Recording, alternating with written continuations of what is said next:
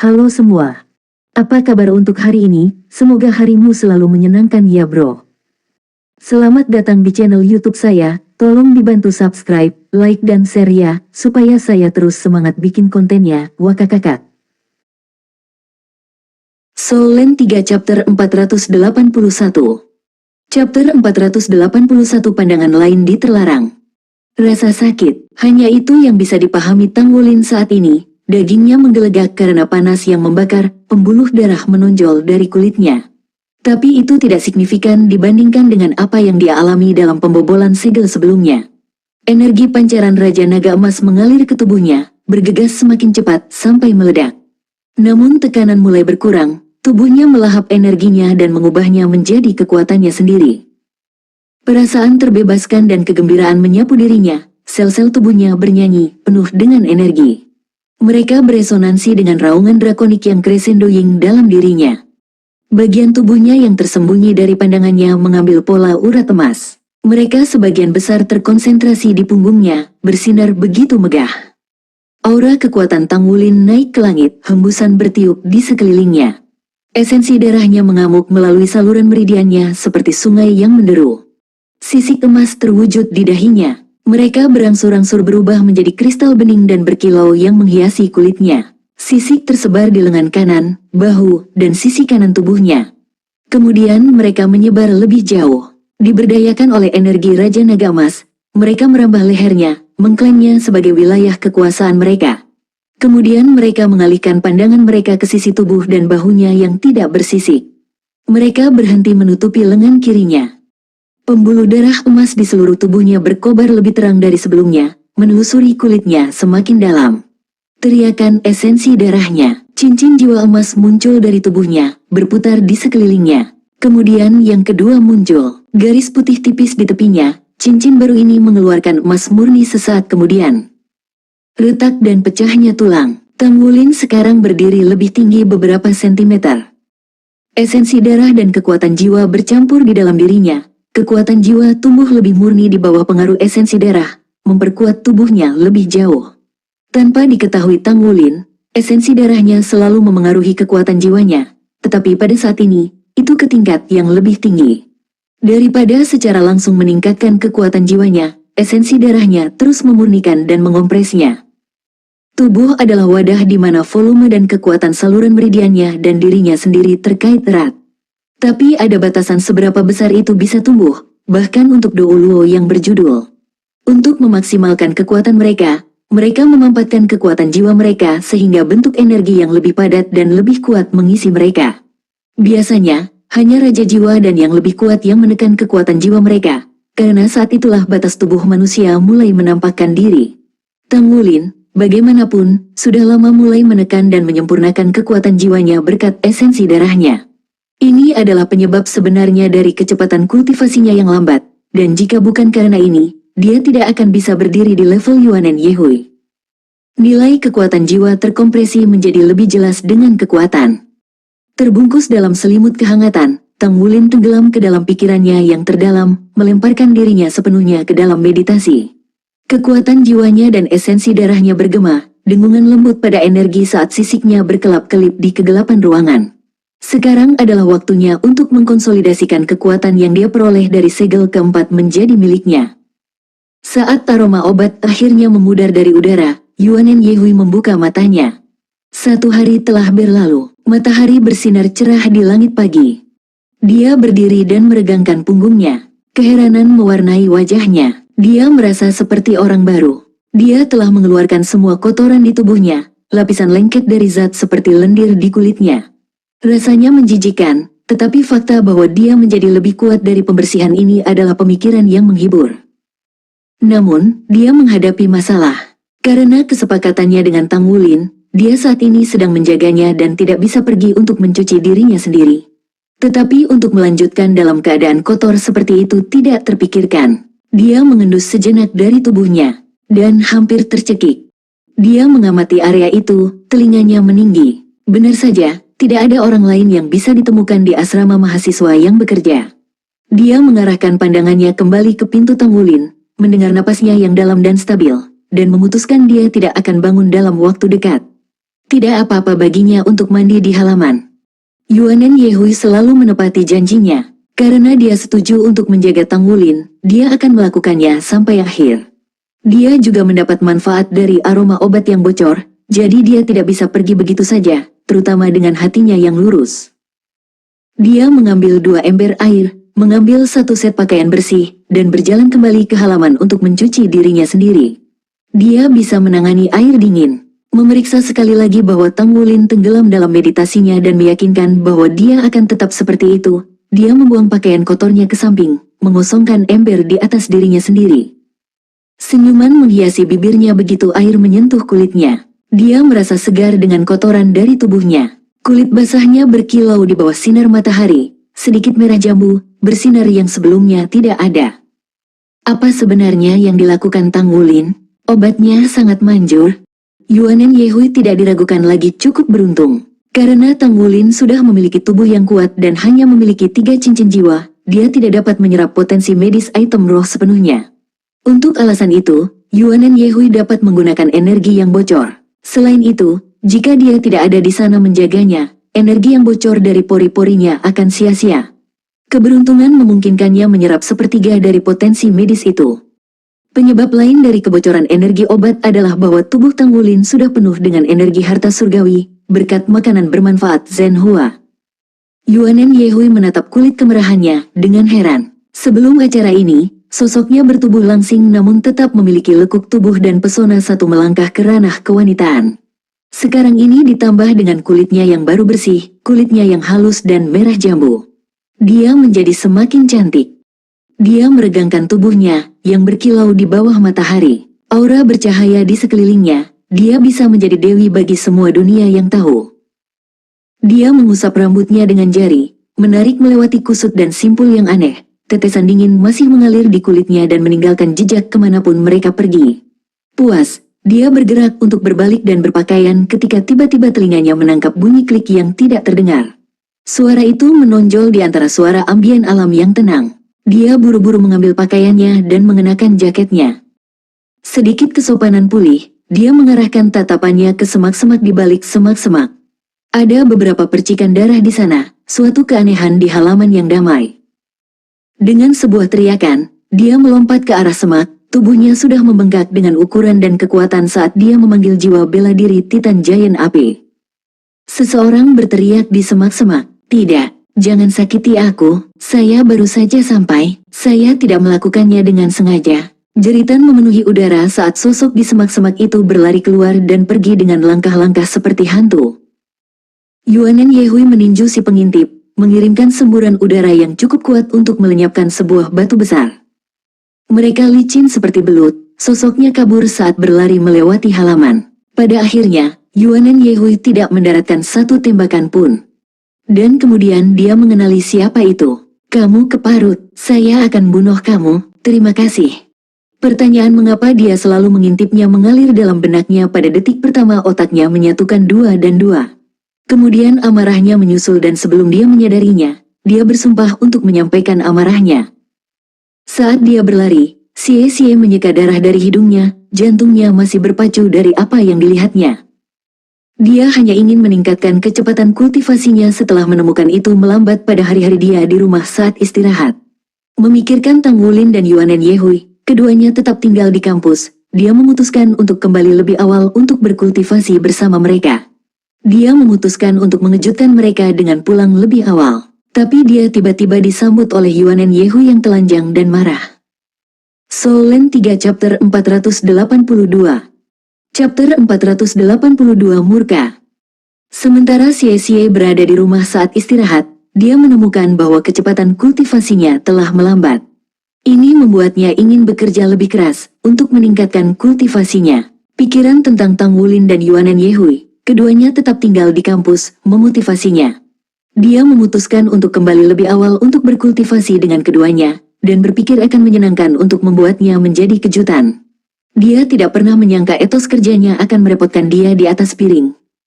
Darah menetes dari hidung Sie-Sie saat dia melarikan diri.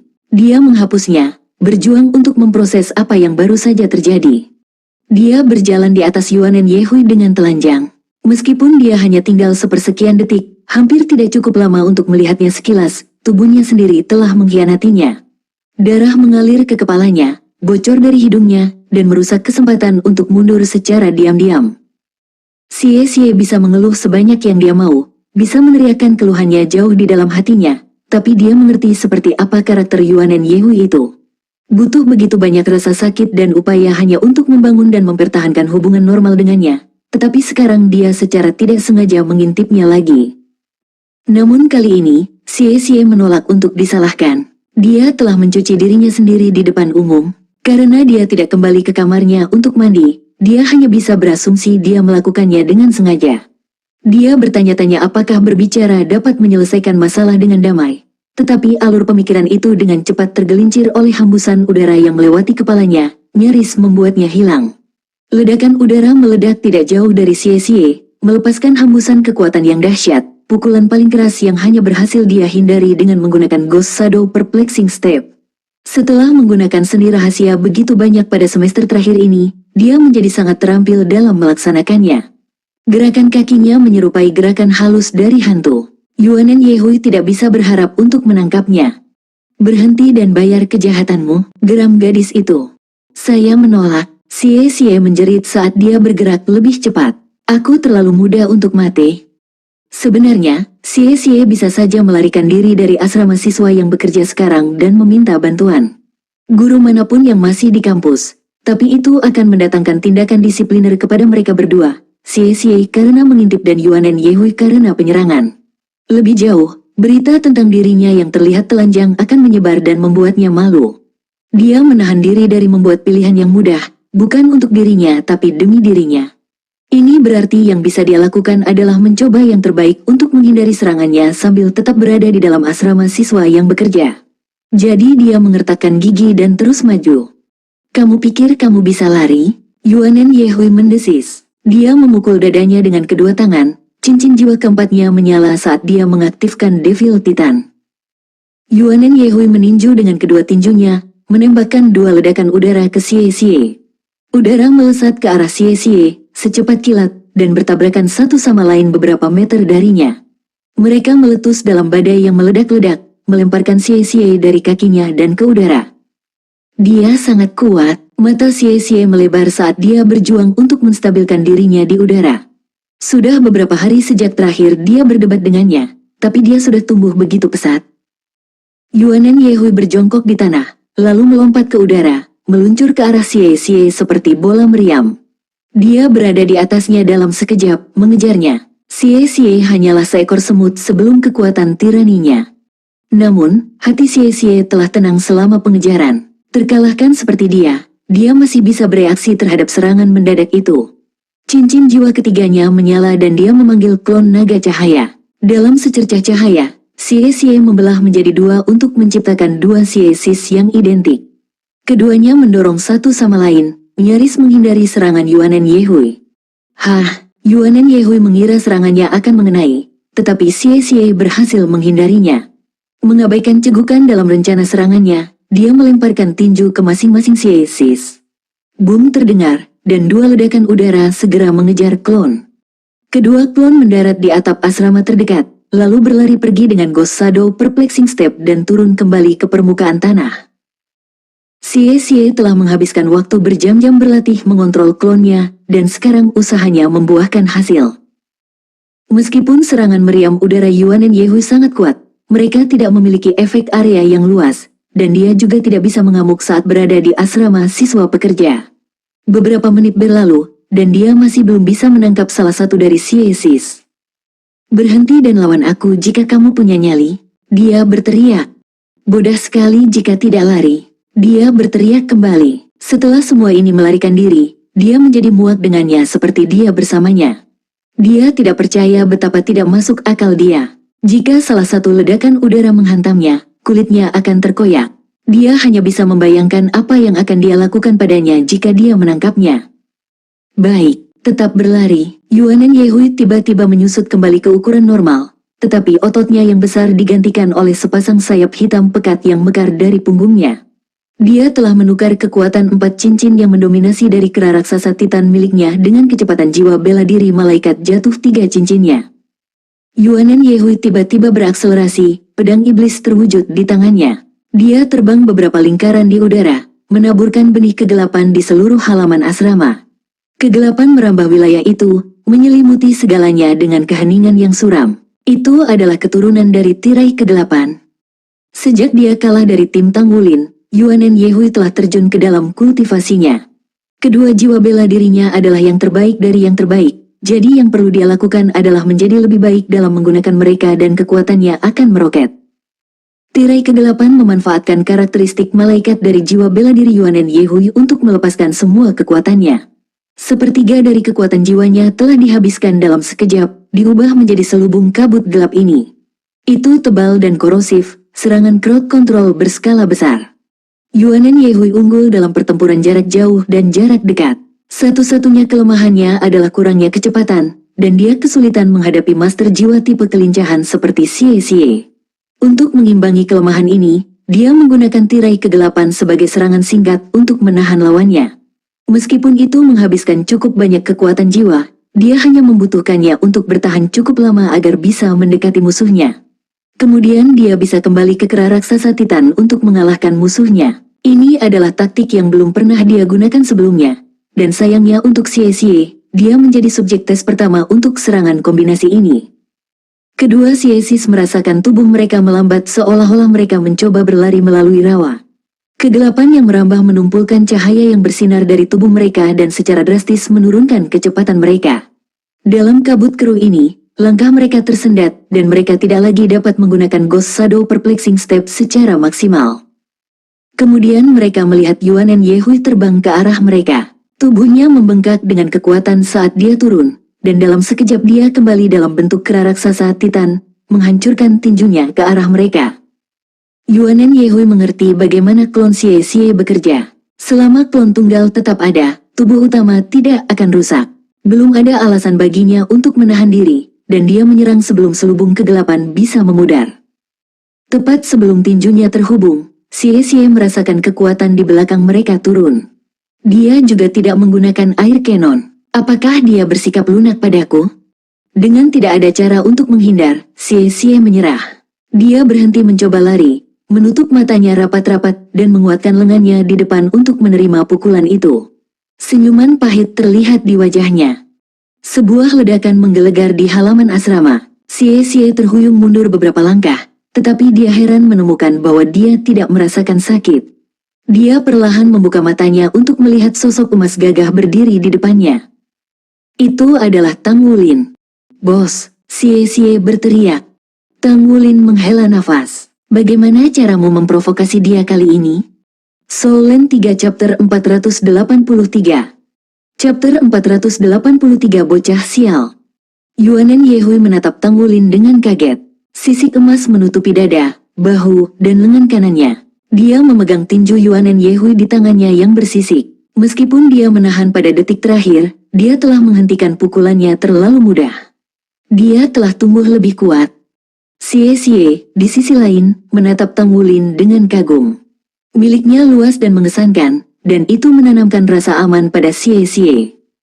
Tang Wulin menghela nafas. "Bisakah kamu berhenti sekarang, Yuanen? Bantu saya memahami apa yang terjadi di sini. Bagaimana Xie Xie menyinggung perasaanmu kali ini?" "Ini semua salahmu," geram Yuanen Yehui. Dia melotot ke arah Tang Wulin dan melarikan diri. Tang Wulin menoleh ke Xie Xie, sisik emasnya memudar saat dia menatapnya dengan penasaran. "Apa yang kamu lakukan sekarang? Jelaskan dari awal. Kenapa dia sangat marah?" "Aku melihat sesuatu yang seharusnya tidak kulihat," kata Xie Xie dengan senyum tegang. Dia menjelaskan dengan tepat apa yang terjadi tanpa menghilangkan satu detail pun. Ketika Xie Xie menceritakan kejadian itu, ekspresi gugup terbentuk di wajah Tang Wulin. Sepertinya dia benar-benar disalahkan. Untuk menepati janjinya untuk menjaganya, Yuanen Yehui telah memilih untuk mengambil risiko mencuci dirinya di halaman, dan Xie Xie kebetulan kembali saat dia melakukannya. Sebenarnya sulit untuk mengatakan siapa yang salah di sini. Berbeda dengan kejadian sebelumnya di mana Xie Xie melihat ke kamar Yuanen Yehui sendirian, kali ini hanya kebetulan. Tidak adil untuk menyalahkan Xie Xie. Mereka bertiga kali ini saling menyalahkan. Segera setelah Xie Xie selesai menjelaskan berbagai hal kepada Tang Wulin, Yuanen Yehui kembali dengan pakaian lengkap. Wajahnya pucat, dan tatapannya tertuju pada Xie Xie. Itu memiliki keganasan yang bisa mencabik-cabiknya. Ini adalah kedua kalinya dia mengintipnya. Kedua kalinya, dia menolak untuk percaya bahwa itu hanya kebetulan. Aku akan mengalahkan cacingan itu sampai mati. Xie Xie balas menatapnya dengan kagum. Tang Wulin tidak punya pilihan selain turun tangan untuk menengahi. Yuanen, aku sangat menyesal atas apa yang terjadi. Itu semua salahku. Ini terjadi karena kamu berjanji untuk melindungiku. Dia menggaruk pipinya dengan canggung. Xie Xie tidak bermaksud mengintipmu. Dia ingin mengejutkan kami dengan kembali lebih awal. Dia baru saja sampai di sini, jadi dia hampir tidak melihatmu sebelum kamu menyadarinya. Xie Xie, cepat dan minta maaf padanya. Tidak peduli bagaimana Tang Wulin membingkai sesuatu, Xie Xie masih salah. Dia telah melanggar privasi Yuanen Yehui. Xie Xie membungkuk dalam-dalam, kepalanya menunduk. Maafkan saya. Ini adalah kesalahanku. Aku seharusnya tidak kembali tanpa memberitahumu. Aku hampir tidak melihat apapun, aku janji. Meskipun Xie Xie mengatakan ini, pesona kewanitaan Yuanen Yehui yang telanjang tertanam dalam pikirannya. Dia telah terpesona oleh sosok menggoda yang mandi di bawah sinar matahari. Dia tidak memendam keinginan gelap, dia hanya mengagumi kecantikannya. Bahkan setelah dia berubah menjadi bentuk kera raksasa Titan, dia menganggapnya menakjubkan. Yuanen Yehui berjuang untuk mengontrol napasnya yang tidak teratur saat dia mengangkat dua jarinya. Itu 2 kali sekarang. 2. Dia tipe agility. Siapa yang tahu kapan dia tiba? Bagaimana mungkin aku bisa mempercayainya ketika dia bilang dia hanya bisa melihatku sekilas? Dan bahkan jika dia mengatakan yang sebenarnya, pandangan sekilas masih tidak bisa diterima. Xie Xie tetap diam, mempertahankan bungkukannya yang dalam. Yuanen, maafkan aku, kata Tang Wulin buru-buru. Ini salahku. Sebagai permintaan maaf, bagaimana kalau saya memberi Anda paduan roh dengan tingkat harmoni 85% atau lebih tinggi, tanpa biaya? Tidak mungkin, Yuanen Yehui membentaknya. Apa maksudmu tubuhku hanya bernilai 1 paduan roh? Tang Wulin tersenyum canggung. Lalu apa yang ingin kamu lakukan tentang ini? Kami belum dewasa, dan Xie Xie benar-benar tidak mengintip dengan sengaja. Itu hanya kebetulan yang tidak menguntungkan. Beritahu kami apa yang Anda inginkan terjadi dan kami akan melakukan yang terbaik untuk mewujudkannya. Yuanen Yehui memelototinya. Tentu saja seorang pria yang tertarik pada pria lain tidak akan mengerti nilai tubuh seorang gadis. Saya hanya ingin... Tunggu, Tang Wulin mengangkat tangan untuk memotongnya. Tunggu sebentar sekarang, apa katamu? Yuanen Yehui menyadari apa yang dia katakan dan mengalihkan pandangannya. Maaf, saya seharusnya tidak mengungkit preferensi seksual Anda di sini.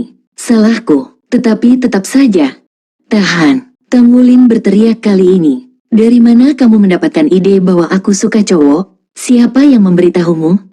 Tertegun, dia perlahan mengangkat jari ke arah Xie Xie. Dia bilang kau dan Yue Zhengyu.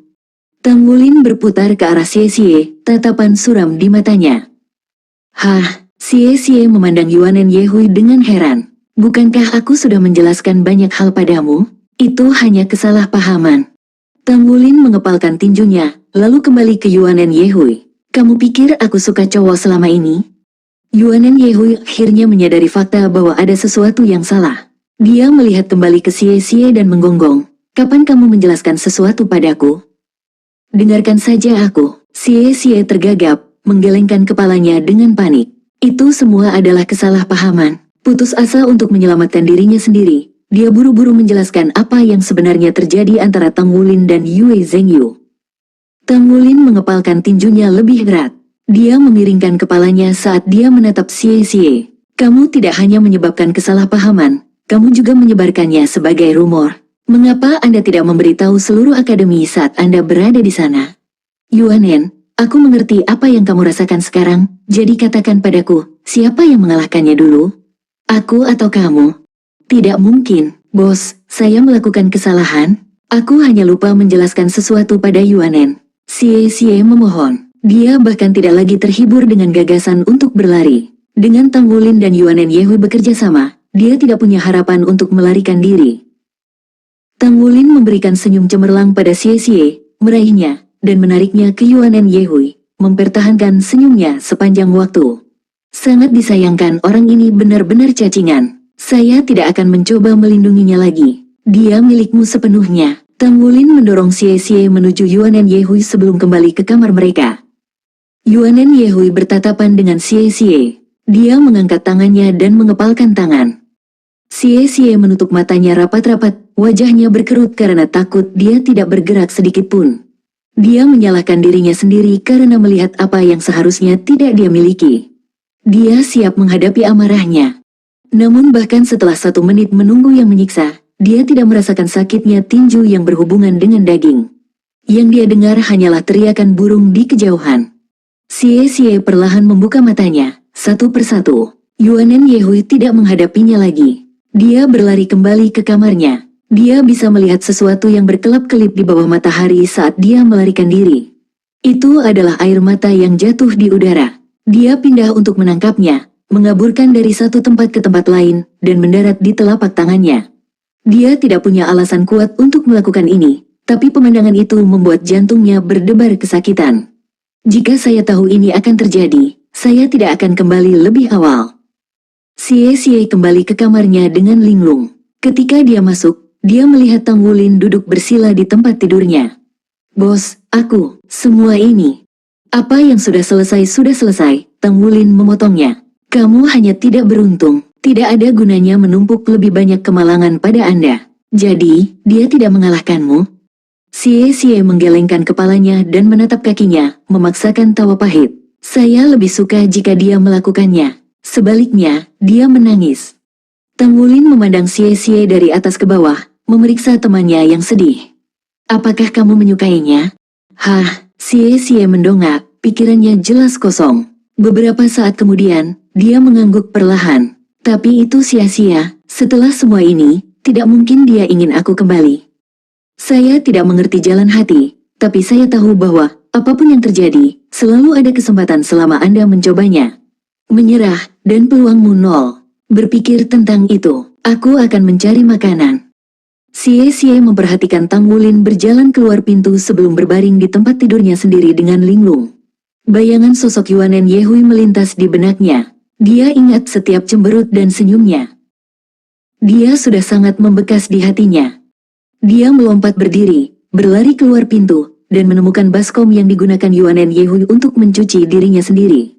Dia juga menemukan pakaian kotornya tergeletak di tanah dan melemparkannya ke baskom.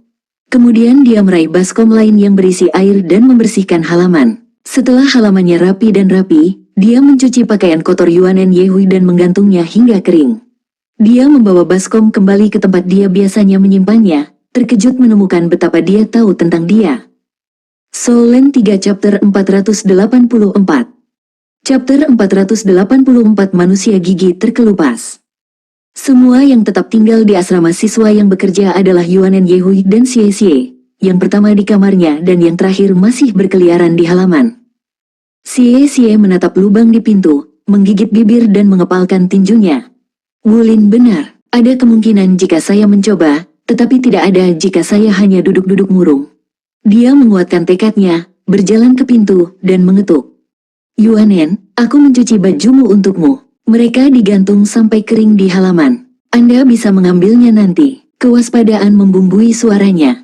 Tidak ada suara yang terdengar dari dalam ruangan. Beberapa saat kemudian, Xie Xie berbicara lagi. Yuanen, Kapten pergi untuk mencari makanan. Kami satu-satunya yang tersisa di sini sekarang. Bolehkah aku bicara denganmu? Saya ingin jujur. Abaikan.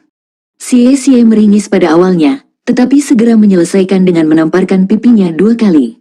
Penentuan bersinar di matanya. Kalau begitu aku akan mengatakannya dari sini. Pertama kali saya melihat Anda telanjang, saya terpana. Saya tidak melihat apa-apa dengan jelas, dan sebelum saya menyadarinya, saya telah dipukuli oleh Anda. Tetapi jika ada satu hal yang saya sadari pada saat itu adalah bahwa Anda adalah seorang perempuan.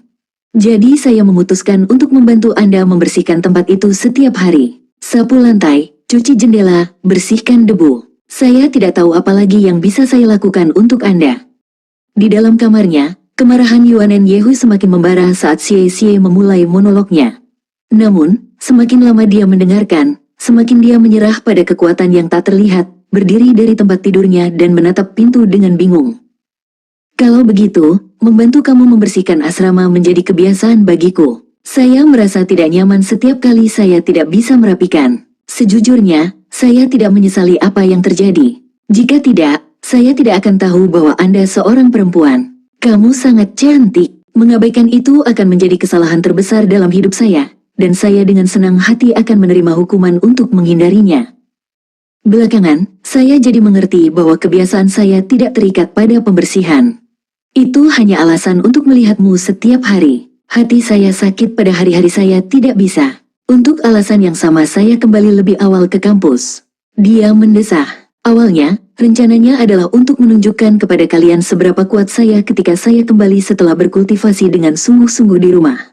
Tapi saya tidak bisa fokus. Aku tidak pernah bisa mengalihkan pikiranku dari Shrek. Saya ingin kembali secepat mungkin sepanjang waktu. Saya baru menyadari kebenaran baru-baru ini. Saya tidak merindukan Shrek, saya merindukanmu. Maafkan saya, maaf sudah mengintipmu lagi, tapi saya benar-benar tidak melakukannya dengan sengaja. Dan saya benar-benar hanya melihatnya sekilas. Meskipun saya melihat lebih jelas dari sebelumnya, itu masih hanya sekilas. Yuanen Yehui tidak tahan lagi. Kemarahannya meluap dari tenggorokannya, pergilah ke neraka. Xie terbatuk, lalu melanjutkan, seharusnya aku tidak melihatnya, tetapi sebagai seorang pria, aku merasa bertanggung jawab. Jadi biarkan saya bertanggung jawab untuk Anda. Yuanen, tolong nikahi aku. Jadilah istriku, bukan? Keheningan turun, jantung Xie berdegup kencang, hingga dia bisa mendengarnya berdebar kencang di telinganya. Dia menelan, Yuanen, kupikir kita cukup cocok saat kamu dalam bentuk normal. Saya pikir saya juga cukup tampan. Kami masih muda, jadi kami bisa bertunangan untuk saat ini. Saya bisa mendapatkan persetujuan dari keluarga saya saat ini, dan kemudian kami bisa menikah secara nyata setelah kami lulus. Saya berjanji untuk bertanggung jawab dan menjagamu. Pintu itu terbuka, Yuanen Yehui melangkah keluar. Akhirnya, Xie melihat senyuman indah di bibirnya. Bahkan dengan matanya yang merah dan bengkak, keindahan senyumannya tidak dapat disangkal. Yuanen, Xie melangkah maju. Aku akan membantumu saat keluar. Ekspresinya tiba-tiba berubah. Senyumannya hilang, sebagai gantinya topeng suram. Tubuhnya membengkak karena otot saat dia mencengkeram kerah kemejanya. Melenturkan setiap otot di tubuhnya untuk mendapatkan kekuatan maksimum, dia melemparkannya ke udara. Xie melesat di langit seperti bintang jatuh dari halaman asrama siswa yang bekerja, jeritannya mengikuti bentuknya yang menyusut. Dengan itu, Yuanen Yehui menyusut kembali ke ukuran normalnya. Dia melirik pakaian yang dicuci Xie, lalu menurunkannya dan kembali ke kamarnya. Dia membanting pintu hingga tertutup di belakangnya. Sebuah pohon yang menjulang tinggi di Spirit Ice Plaza berguncang. Xie jatuh melalui cabang-cabangnya, cukup beruntung karena mereka menahan kejatuhannya. Dia mendarat dengan wajah lebih dulu, berdiri beberapa saat kemudian. Sialan yang membuatku takut, serunya, terengah-engah. Dia menggaruk kepalanya dengan canggung. Dia tidak tahu apakah tepat baginya untuk menyukai Yuanen Yehui atau tidak. Gadis yang kejam. Wah, seorang pria terbang, menarik. Seseorang berkata dengan gembira di kejauhan. Hah, masih ada orang di kampus? Mereka tidak pergi berlibur? Xie mendongak untuk melihat seorang pria parubaya tersenyum padanya, tubuhnya rata-rata seperti mereka. Rambutnya pendek, dan matanya yang kecil bersinar karena kehangatan. Seringai bergigi yang tidak utuh, gigi depan terkelupas menjadi dua. Dia menyapu lantai dengan sapu, memberikan penampilan seperti paman tetangga. Paman, kamu siapa? Xie bertanya. Wajah pria itu membeku. Paman, apakah saya sudah setua itu? Wah, kamu sangat cepat sekarang. Apakah Anda tipe agility? Xie terkekeh.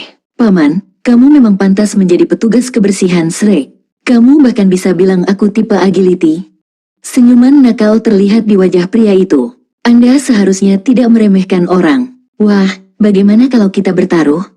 Taruhan apa? Aku akan berdiri di sini. Jika Anda dapat merebut sapu ini dari saya dalam 10 menit, Anda menang. Jika tidak, ini adalah kemenangan saya. Xie menggelengkan kepalanya. Tidak, terima kasih. Tidak ada gunanya. Saya berani bertaruh 100 poin kontribusi. Bahkan kami petugas kebersihan mendapatkan poin, kata pria itu. Xie menyeringai. Paman, Sekarang kamu baru saja memberiku 100 poin. Kamu bekerja keras, jadi aku masih harus mengatakan tidak. Wajah pria itu masam. Hah, saya ingin memenangkan beberapa poin dari Anda untuk sarapan. Saya tidak berpikir Anda bahkan tidak akan memiliki nyali untuk menerima taruhan sekecil itu. Xie merasakan dadanya menegang. Lagi pula itu taruhan yang mudah. Dia hanya harus mengambil sapu dari tangan pria itu sementara pria itu berdiri diam. Baik, aku akan membawamu. Sosok Xie kabur saat kata-kata itu keluar dari mulutnya. Dia mencapai pria itu dalam sekejap, tangannya terulur ke arah sapu. Setelah menghabiskan begitu banyak waktu dengan Tang Wulin, dia telah mempelajari beberapa trik licik. Wah, pria itu berteriak, melepaskan sapu. Tapi tindakan ini menyebabkan tangan Xie kehilangan pegangannya. Sapu jatuh ke jari kaki pria itu. Xie melangkah masuk dan membungkuk rendah untuk meraihnya. Pria itu berbalik, sapu menempel di kakinya seolah dilem. Xie ketinggalan lagi. Hah, mata Xie melebar. Dia sekarang menyadari bahwa ini bukanlah orang biasa. Semangat kompetitifnya terpicu. Sosoknya kabur lagi dan kecepatannya menjadi 2 kali lipat. Belatinya muncul di tangannya.